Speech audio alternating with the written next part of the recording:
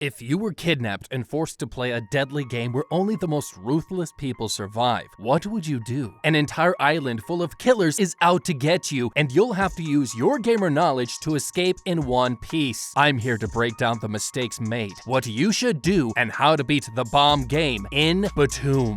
This teenager's dreams of being the best in the world is going to end up costing him his life. Sakamoto here is one of the best gamers in the whole of Japan. He plays the video game BTOOOM, a third-person shooter with bombs as the primary means of attack as well as sonar to find enemies around the map. He takes everyone out with ease like the armchair warrior that he is, and figures that he needs to test his skills on a worldwide scale. However, in the real world, Sakamoto is a loser and has no life. One day he wakes up in a forest and is confused how he got there. The night before, he was playing BTOOOM as usual and has no memory of leaving his house. He opens his phone to find out that he has no service. That's when he looks at his hand and finds a glass shard embedded inside. Noticing a bag on the ground, he opens it to find his wallet and the items he bought from the convenience store the night before. Sakamoto makes his way through the forest and onto a beachfront. Suddenly, he now realizes that he's a long way from home. He sits down on the beach and finds a strange-looking item in his bag with a timer, throwing it before it hits 0. The item turns out to be a bomb, just like in his video game. At night, he notices another person off in the distance. He waves to the stranger when suddenly, the silhouette comes rushing towards him with killer intent. Sakamoto realizes that the man looks exactly like an enemy in BTOOOM and runs off. Okay, this is insane, because just like if you threw a Call of Duty champion player into real-life basic training, it's pretty obvious that Sakamoto will likely suck at anything physically tough, unless he's a gamer and a gym rat, and based on what we saw, he isn't. And based on this encounter with these crazy bastards, it means that it's pretty clear that we're somehow stuck in a world just like our video game. While we may not be physically up to par with what horrors await us in this world, we do have some advantages that we could use. In a way, we've been training for this day our entire lives, because Sakamoto is not just an avid player of BTOOOM, he is a video game champion, which means that he's the best of the best at something to do with the BTOOOM game. Whether that's in his quick reaction times that help him in catching danger when it shows up, or if it's in his planning and strategies when it comes to planning out attacks or defending himself and his teammates. And one thing is for sure, is that all of his training in video games means that his cognitive abilities such as spatial navigation, reasoning, memory, and perception must be superior at least to a degree, and means that this at the very least could give him an edge in his problem-solving skills and in what he's about to face in this world. But even before he met that guy, waking up on what looks to be a deserted jungle island means that he should have been way more cautious. He even found that bottle of green tea and some food, but went through it all like there was no tomorrow. What he should have done was to minimize his consumption to make his supplies last longer. He even wasted a perfectly good parachute, which you can use for so many things. For one, you can use the canopy, which is the large portion of the parachute. It's made from nylon and it makes a great waterproof, lightweight tent or a bedroll, or heck, even fishing lines or possibly even a poncho to wear. And this is not even taking into account the suspension lines that connect the harness to the canopy, which also could have been used for countless things. These paracords can usually carry around up to 550 pounds easily, and can be used as tow lines or to be able to climb trees or scale walls, thanks to its high tensile strength. But somehow, despite Sakamoto being the top G in the video game world, is proving to be rather lame in real life. Unless he stops acting like such an idiot, he's not gonna survive much longer. The man continues chasing him, and this gamer realizes that he needs to fight back or he's going to die. Recalling his BTOOOM expertise, Sakamoto hides from the man and ambushes him, interrogating him on what the hell is really going on. The man laughs in his face and throws a grenade, injuring Sakamoto and forcing him to run away. He surrenders but is attacked again and thrown off of the cliff face. That's when the glass shard begins to glow, just like the sonar radar in BTOOOM. Sakamoto realizes that participants all have different types of grenades, and his happen to have a timer unlike the man attacking him. He decides to run past the enemy and jumps into the water. The man laughs, thinking that he has Sakamoto cornered. Suddenly, Sakamoto's timed bombs blow up and kill the man instantly, officially turning this wannabe badass into a stone-cold killer for real. And he's about to face even deadlier challenges in the coming days. Sometime later, he finds a pretty girl bathing in a waterfall, and Sakamoto chases after her. He runs through the forest and finds a fat guy taking a crap. The fat guy explains that a plane kidnapped them all and took around 30 people to an uninhabited island in the Pacific Ocean with no food or water. He mentions that on the plane, this guy known as the Game Master gave everybody deadly bombs and told them that the only way to leave would be to gather 7 chips from the bodies of 7 people, and the only way to get these chips would be to kill someone to get it. The fat guy then asks to team up, but Sakamoto knows he's hiding something. The man asks to see his BIMs, but Sakamoto realizes that he might just be playing dumb and refuses to show him his bombs, but agrees to team up.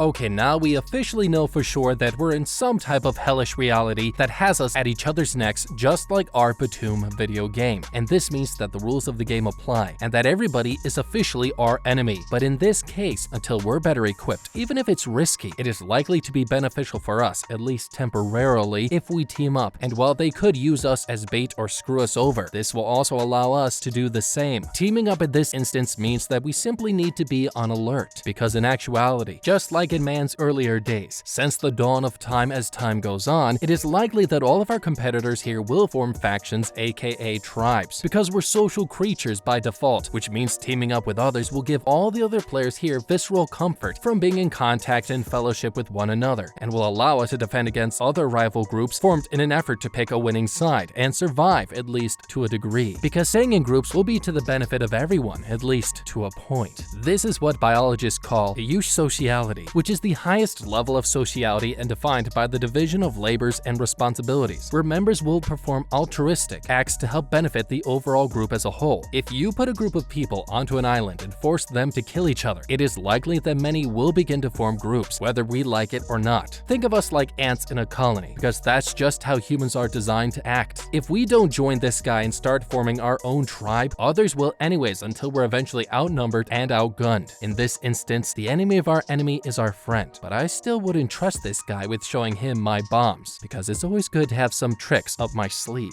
We still don't know what's in store for us. They climb a nearby hill to see a helicopter dropping off food rations and head to one of the ration drop sites. Sakamoto arrives to see this lady in the distance who calls dibs. Then suddenly a bomb detonates from below and blows her shit up. Sunglasses man here picks the lady up and takes her chip, bombs, and food before running away. Shocked, Sakamoto notices another ration off in the distance, and the two decide to head over there. On the way, the two guys are shocked to see this crazy-looking kid named Kosuke next to a dead corpse. Not only that, the kid didn't pop up on the radar, which makes Sakamoto realize that it only picks up people who are moving. The crew decides to run away, but Kosuke is determined to find them and kill them. While running, the fat guy trips like a chump and sprains his ankle. Oh, boo-hoo. He tells Sakamoto to leave him behind, but the kid decides to lure Kosuke away and let the fat guy escape. Sakamoto uses his sonar to figure out the boy's location and realizes that he needs to run towards him to escape his attack. Okay, this is insane, and while what Sakamoto did was sweet as all get out, it was so dumb, because he could have used this opportunity to use the fat guy's bait and take down Kosuke. Now I know what I said earlier about forming tribes, but this was low-key the real reason why we kept the fat guy around, to use him as bait, because let's face it, this guy is useless and served no real purpose to us other than moral support or as bait or distraction. Sakamoto should have made lemonade out of the situation and used the fat guy, but instead he chose to have a heart. Also, we've seen how much of a glutton this fat guy is from the start, and we're in a survival situation. Keeping him around to a degree is smart. In the long term, this guy will finish our supplies if we let him. If anything, I would have tried to get the best of both worlds, and would have used the fat guy's bait but kill Kosuke before he got onto our fat friend. This way we could have still used him in some instances of scavenging for drop points for supplies, because after seeing that lady get blown to all hell, he'll honestly serve a really significant purpose, us using him as a meat shield for us to get more supplies. Suddenly they cross each other's paths, and Kosuke tosses a big fatty as they land. Sakamoto then realizes that this boy is a high-level BTOOOM player, and he continues evading Kosuke until the crazy kid throws an implosion bomb, which lands on his bag. Suddenly Sakamoto quickly throws the bag into the air as it turns into dust. The kid baits Sakamoto into revealing his location and throws another grenade his way. Injured, he walks out of hiding in a daze and looks to the sky. Kosuke finds him and throws one more grenade to finish the job, but that's when Sakamoto whips out a bag that swallows the grenade whole. He runs off and out of the crazy kid's sight, ambushing him from behind with a timer grenade. The kid tries using the sonar to find him, but realizes that Sakamoto is canceling it out by activating his sonar at the exact same time. He catches Kosuke off guard and hits him with a grenade, severely injuring the young kid.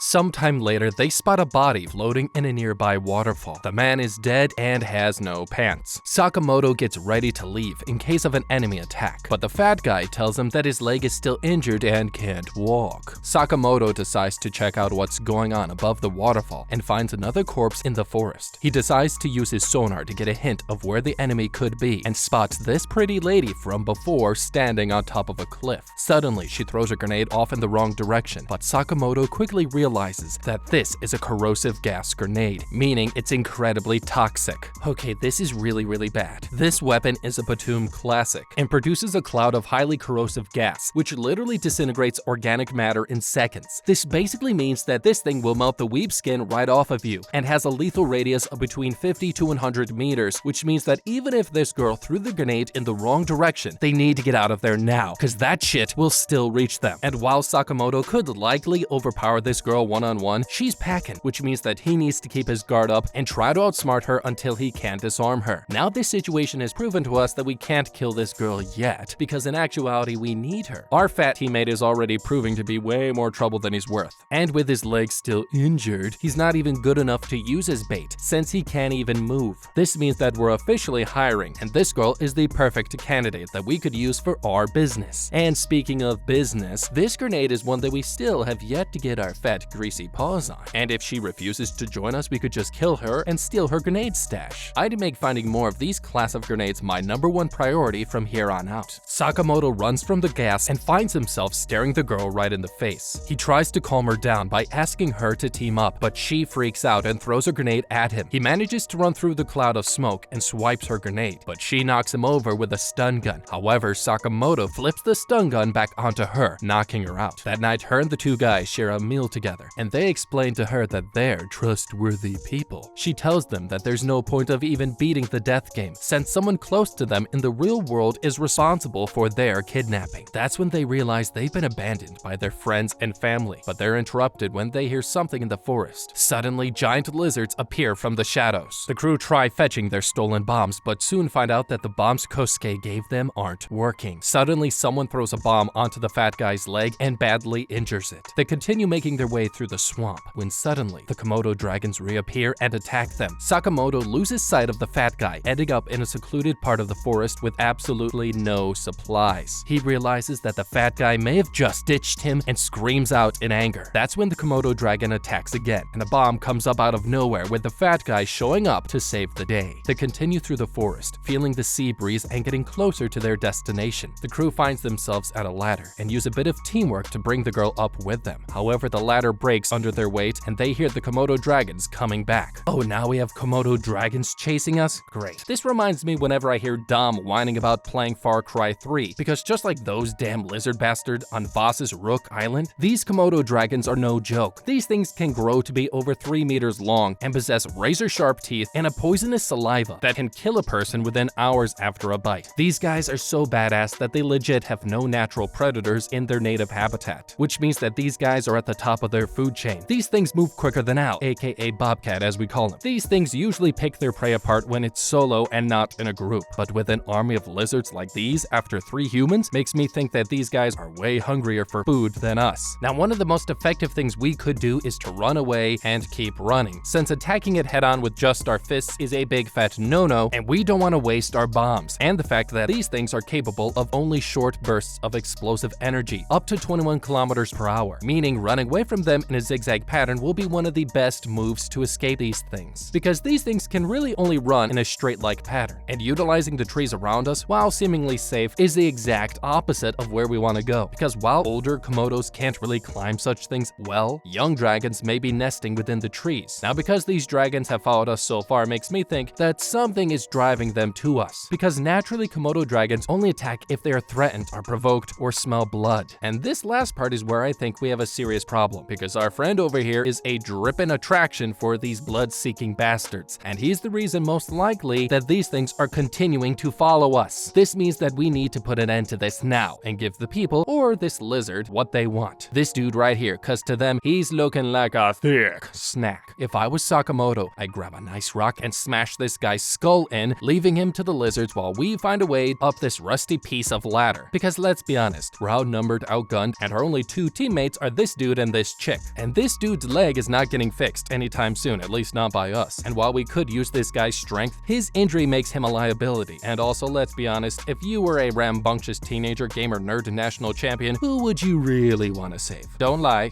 Sakamoto climbs up the ladder, making the fat guy think that he's leaving the unconscious girl for dead. Acting quickly, Sakamoto throws a corrosive gas grenade at the dragon's location. The fat guy is confused by how he managed to use the girl's bombs, but Sakamoto says that he used the girl's fingers to touch the button. He tells him that they're safe from the corrosive gas as well because of the sea breeze. That morning, they all wake up safe and sound, but something is wrong with fat guy. Suddenly, he passes out while crying out in pain from his injured leg. They fetch some medicine for the man, pouring it onto his leg, causing him to pass out again from the shock. Later, Sakamoto confronts the mysterious girl about how she's managed to retrieve all of her supplies. He knows that she's killed a lot of people and would only need to kill him and fat guy to gather the right amount of shards to leave the island. Suddenly, they feel someone use the sonar, and the girl tells him that she'll leave the crew to go her own way. Sakamoto tells her to not leave and insists that he'll act as a decoy to fight the incoming enemy. My, how nice of him. He goes to the forest and scans to find out if the enemy is near. That's when the mystery man attacks, forcing Sakamoto to run off the cliffside. He tries convincing the bandana man to join his crew, but a timer bomb lands next to him and catches Sakamoto off guard. The men hold him hostage, but Sakamoto manages to taser Mr. Overalls here and runs away. He goes back to the hideout, but bandana man here follows and demands that they hand back his supplies. The fat guy tries attacking him from behind but gets his fingers chopped off in the process. Sakamoto rushes towards him, but bandana man easily kicks him off of the building. When he climbs back up, he sees the fat guy writhing about in pain, and the pretty girl is nowhere to be found. Noticing her phone on the ground, he takes a look at her wallpaper and notices a cosplay similar to his virtual wife in BTOOOM, Himiko. Sakamoto finds himself outside of the enemy hideout, and bandana man knows exactly where he's going to enter. He hides behind a door and springs out to see Mr. Overalls instead. On the roof, Sakamoto makes his entrance and sneaks into the building. He opens this door, which is concealing a hidden bomb, and manages to catch it, turning it off and saving himself from certain death. Okay, we all just saw how easy it was for Bandana Man to take us out. This military-style trap just proved to us how prepared our enemy is. However, we know a BIM bomb becomes the property of whoever disables it, and we've only got one shot to use it. Finding the girl with our radar shouldn't be too much of an issue. However, dealing with Bandana Man is the problem, because even if we escape, we won't get very far. But in every plate of armor, there is always a chink that we could exploit, and his is Mr. Overalls. I would work on taking him out, since he is the easiest to handle. Subduing Mr. Overalls will give us access to his BIM bombs. I would knock him out and tie him up, using the shoelaces in our shoes. I'd then use his hands to give us access to his bombs. If that plan doesn't work, once he wakes up, I'd threaten him, saying we'll slice off one digit off of his finger and keep going until we reach the knuckle, by using the makeshift knife that we made beforehand from the broken glass in those windows from earlier. I'd tell him that we'll keep going onto each finger until he's willing to cooperate. I would force him to transfer ownership of his bombs to us, by making him activate his bombs one at a time and setting them with the max amount of time till the bomb goes off. Doing this for each one. I would then manually disarm each one before the countdown expires, allowing me to take control, and this process would take a few minutes. Since this could take a bit, I would subdue him near a room with only one exit facing opposite of us, and perhaps a window facing outward, with a ledge to grab onto on the outskirts of that ledge should we need to escape.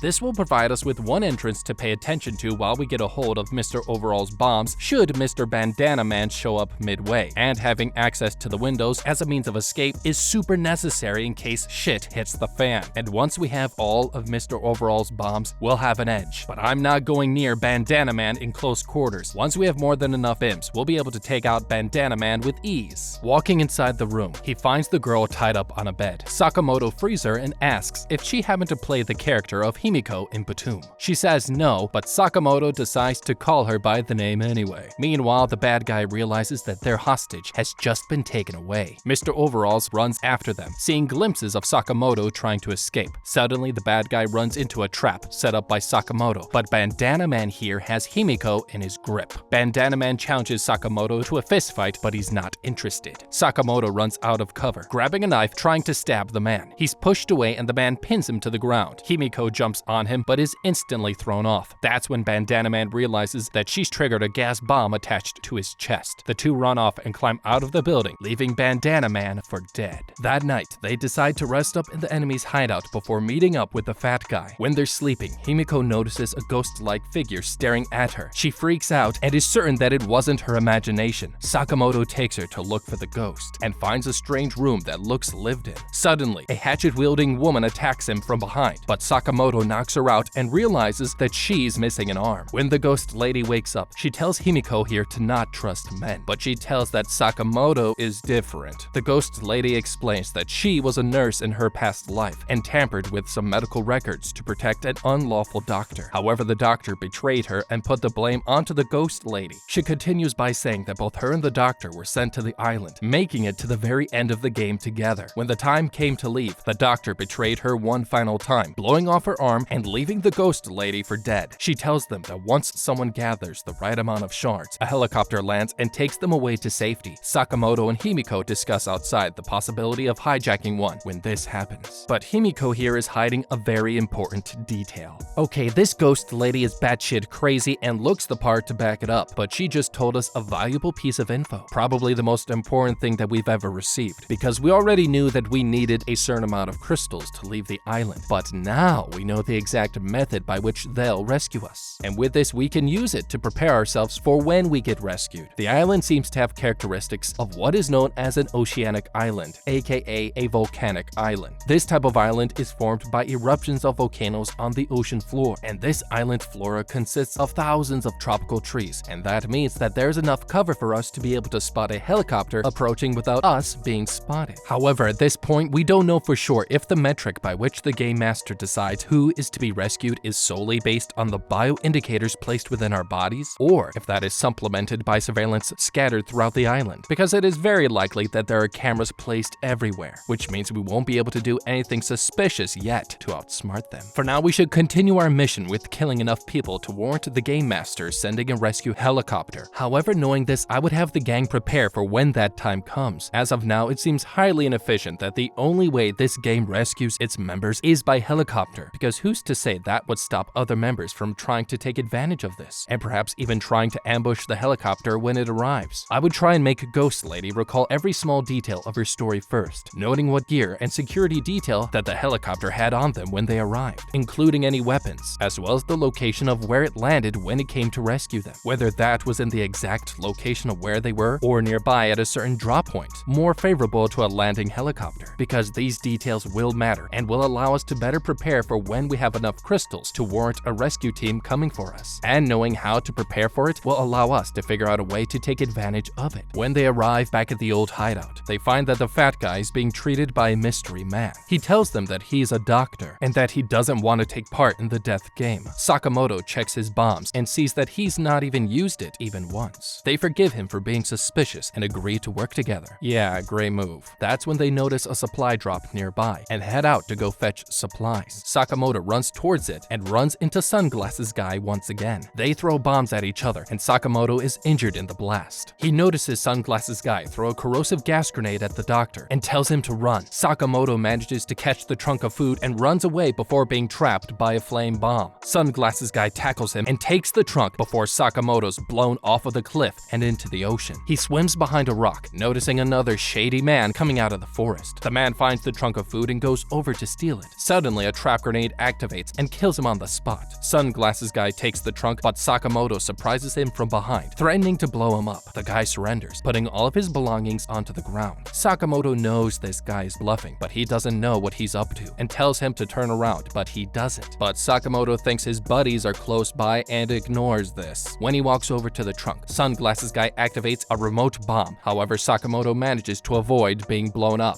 Okay, it's one thing to not know what someone is capable of in a place like this, but this kid clearly knew what Sunglasses Guy was capable of, since he literally saw him do some crazy shit before. Sunglasses Guy isn't your average player. He is cunning and is prone to using traps to get his way, as we saw earlier. Sakamoto had no excuses and should not have rushed to get his loot. This almost cost him his life, and having him back away from his loot by itself was not enough to ensure that he didn't have any dirty tricks up his sleeve. Sakamoto could have been a little less stupid and at the very least could have ordered Sunglasses Guy to turn around and give us a spin. Seriously, this would have taken 2 seconds, and judging from the fact that the detonator was in this guy's mouth means that this was a rookie mistake on Sakamoto's part, especially since Sunglasses Guy ignored Sakamoto when he told him to turn around, which I don't know about you, but that would be a major red flag. Sunglasses glasses guy walks off into the forest, and Kosuke reappears, telling him that he took all of the supplies and the whole thing was a failure. Back at the hideout, they try feeding the fat guy whatever food they have left, but the doctor mentions that they need to get rid of the lizard poison within him, or he'll die. Sakamoto and Himiko tell the doc that they know a spot to find medicine where Ghost Lady was staying, and once there, the doctor finds and fills a trunk full of medical goodies, giving it to Sakamoto to keep. But just then, Himiko comes running and telling him that there's a bomb inside that trunk right before it goes off. This doc is a full-on baddie and threatens to kill Himiko, but that's when Ghost Lady appears and stabs him. She then takes Himiko away, and they find out that the doc has planted bombs all over the building. Just then, the doc comes back injured as hell, and she throws a bomb at him, but not before he activates another bomb that flings her off of the building. He goes back inside to take out Himiko, when a grenade he throws bounces off of her boobs. Suddenly, Sakamoto comes back from the dead and chases him down, and then he activates another remote bomb and accidentally injures himself and falls to the ground. The Ghost Lady tells the young ones to step aside, but she doesn't have the guts to finish the job. With the medicine acquired and the older couple reunited under strange circumstances, Sakamoto and Himiko decide to go back to the old hideout. That's when he hears something strange in the distance. A homing bomb suddenly chases him around, brutally injuring his leg. The two instantly realize that the fat guy has finally betrayed them. They hear another homing bomb come their way, and Himiko grabs it, turning it off before it explodes. They try to chase him down, but the fat guy thinks they're out for revenge. Sakamoto screams out that he wants to apologize, but that's when the fat guy is cornered by a group of lizards. He decides to detonate the bomb on himself to take out the reptiles, leaving Sakamoto and Himiko all by themselves. That night, Himiko tells him to kill her. If he does, he'll have enough shards to beat the game and leave the island. But Sakamoto refuses, like the horned-up good boy that he is, telling her that he'll only leave the island once they both have enough shards, ending this adventure just like the film Predators, with them no closer to getting home and more shit about to head their way. Howdy do everybody, Griffin here from How to Beat Anime. What did you think about BTOOOM?